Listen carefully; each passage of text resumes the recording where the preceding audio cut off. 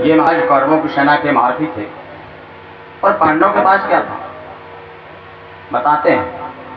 जब मेरे बाबा पांडव ने जब भगवान कृष्ण का ध्यान किया, कन्हैया के चरण सेवक पकड़े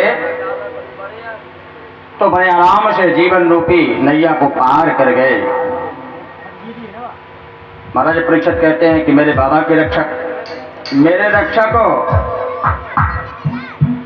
और पूरे परिवार के रक्षक, पूरे भक्तों के रक्षक ऐसे श्री गोविंद नारायण बांके बिहारी हैं।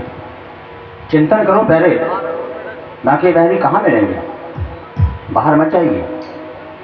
मैं रोज बोला करता हूँ, पहले अपने माता पिता की सेवा कर लो, तुम्हारी सारी पूजा हो जाएगी।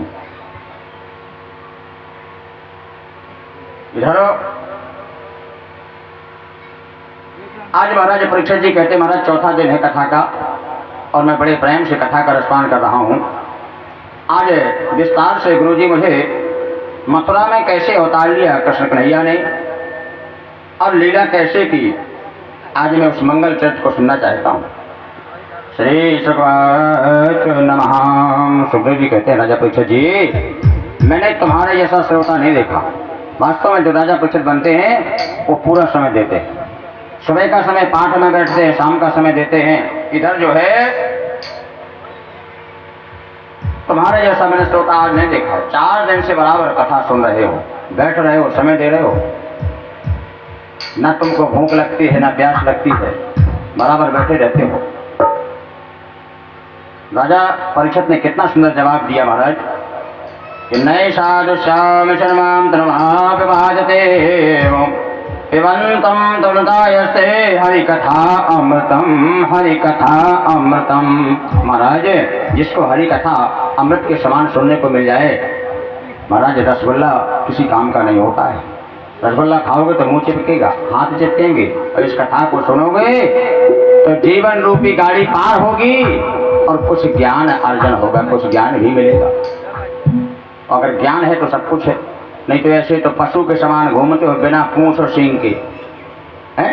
अरे पशु चल फिर के पेट भर लेता है और तुम्हारी मार भी सहन कर लेता है, लेकिन मानव का चोला मिला है प्यारे तो अच्छे कर्म करके हम संसार में नाम प्राप्त करके जाएं। यहाँ से जाना सबको है, कोई कहे कि मैं नहीं जाऊंगा, जाना पड़ेगा। महाराज अब मुझे वो भगवान की कथा सुनाए। श्री सुखदेव जी कहते हैं राजा परीक्षित जी, जब पृथ्वी पर ज्यादा पाप बढ़ जाते हैं, ज्यादा पापी लोग हो जाते हैं पृथ्वी पर, हो दुष्टों का बोलबाला हो जाता है, सज्जन लोग सताए जाते हैं, गरीब लोग सताए जाते हैं, तो भगवान को दया लगती है। इतनी बात हो रही थी, पृथ्वी ने गाय का रूप धारण किया और देवताओं के पास जाकर बोली प्रभु यदि इसी प्रकार से पाप ज्यादा होते रहे तो मैं एकदम रसातल में चली जाऊंगी, फिर क्या होगा? मुझसे बर्दाश्त नहीं हो रहा है ये। देवताओं ने ब्रह्मा से प्रार्थना की महाराज कुछ करिए, बड़े बड़े पापी हो गए हैं, धर्म की ओर कम है, अधर्म की ओर ज्यादा है लोग। ब्रह्मा जी ने आंखें बंद की, कुछ देर में आंख बंद करके देखा, बताया। बोले भैया परेशान ना हो, मैंने देखा है भी कि वसुदेव गृहे साक्षात भगवान पुरुषा परम जनस्ते तद प्रयार्थे संभवन्तु श्रेष्ठाम। ब्रह्मा ने कहा सुनो भैया परेशान ना हो, मथुरा में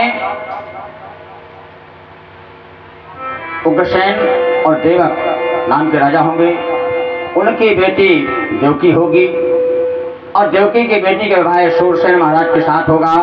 सूरसेन महाराज के बेटे वसुदेव वो राजा बनेंगे बाद में, और उनका 8वां गर्भ आनंद कंद श्री कृष्णचंद्र महाराज होंगे।